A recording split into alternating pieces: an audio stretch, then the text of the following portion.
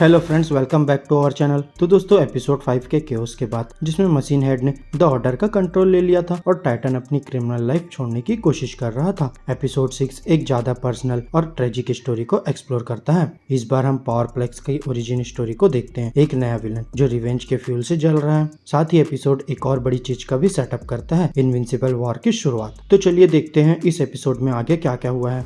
No. Scott, wait.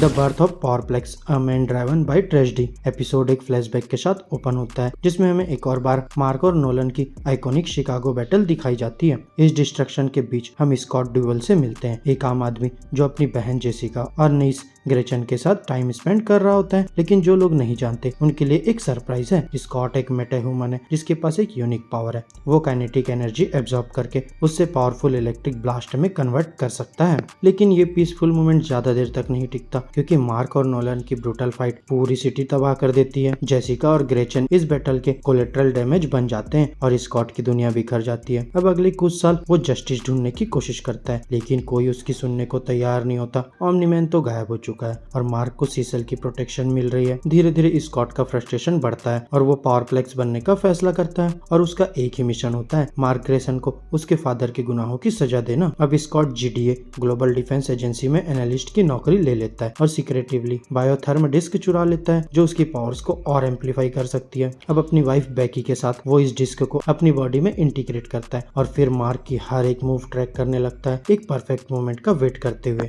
On an all-plant diet, so can you!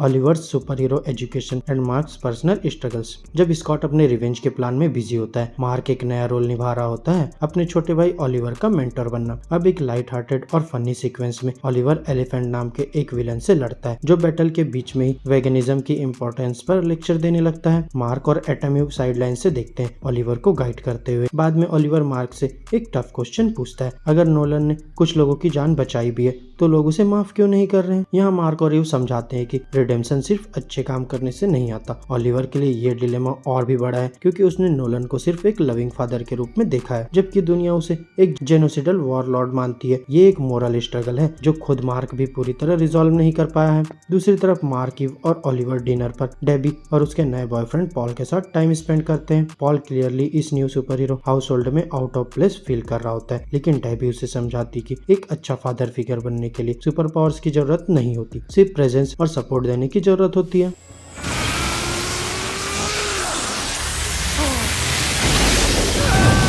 पावरप्लेक्स strikes, a memorial hijacked by revenge. Scott को finally अपना revenge execute करने का perfect stage मिल जाता है Chicago के डेड सिविलियंस के एनुअल मेमोरियल इवेंट में। लेकिन मार्क इनिशियली ये इवेंट अटेंड नहीं करना चाहता क्योंकि उसे लगता है कि उसकी प्रेजेंस सिर्फ और दुख बढ़ाने का काम करेगी। लेकिन यू उसे समझाती है कि वो भी एक तरह से नोलन के एक्शंस का विक्टिम है और उसे अपने पास्ट का सामना करना चाहिए। लेकिन जैसा कि एक्सपेक्टेड था, पावरप्लेक्स इवेंट को हाईजैक कर लेता है और मार्क से जस्टिस मांगता है। मार्क फाइट के लिए तैयार हो जाता है, लेकिन यू उसे समझाती कि इनविंसिबल बन के सामने आना सिर्फ सिचुएशन को और बिगाड़ देगा। बैटल एस्केलेट होने लगती है और डार्कविंग 2, द इमोर्टल और शेप स्मिथ इंटरवीन करके पावरप्लेक्स को हराने की कोशिश करते हैं। वो टेम्पररी कैप्चर हो जाता है, लेकिन ट्रांसफर के दौरान वो एस्केप करने में सक्सेसफुल हो जाता है और स्कॉट का रिवेंज मिशन अभी भी बचा रहता है।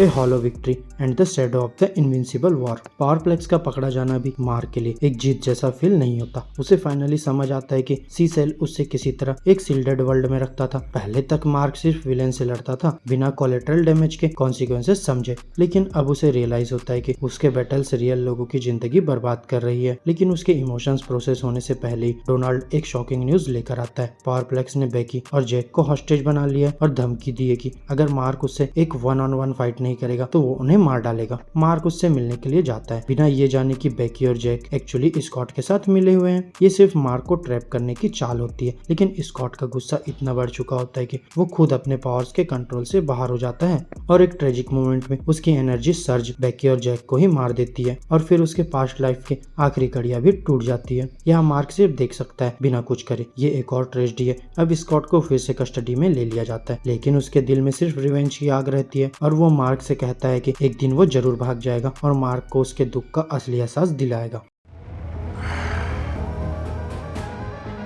This will do.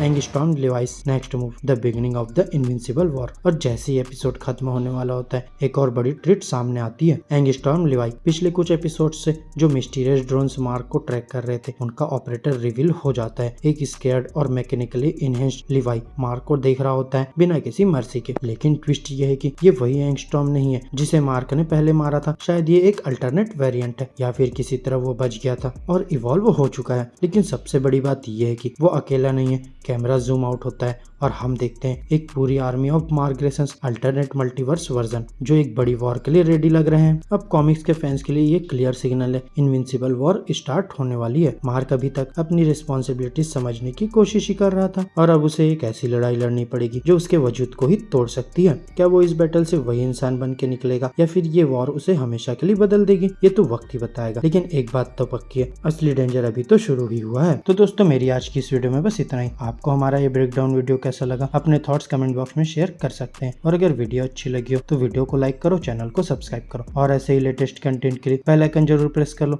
अब मैं मिलूंगा आपसे नेक्स्ट वीडियो में, तब तक के लिए बाय बाय दोस्तों।